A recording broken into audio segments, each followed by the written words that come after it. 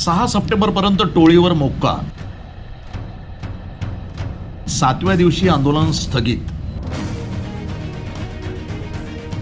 युवा उद्योजक आकाश दुबैया यांची निर्घुण हत्या होऊन 1.25 महिना उलटला तरी यातील आकाशसह सर्व आरोपींवर मोक्का लागलेला नाहीये, म्हणून दुबैया परिवार आणि सकल हिंदू समाजाच्या वतीनं श्रीरामपूर शहरातील गांधी पुतळा चौक इथं सुरू असलेलं बेमुदत धरणं आंदोलन शुक्रवार दिनांक 21 ऑगस्ट रोजी 7व्या दिवशी स्थगित करण्यात आलंय.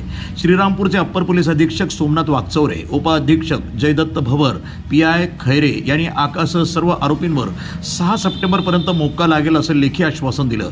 या 15 दिवसात मोक्का लागला नाही तर दुबैया परिवार आणि सकल हिंदू समाज श्रीरामपूर यांच्या माध्यमातून पुन्हा आंदोलन चालू करण्यात येईल असं सांगण्यात आलंय. प्रतिनिधी मोहसिन शेख, न्यूज टुडे 24, अहिल्यानगर.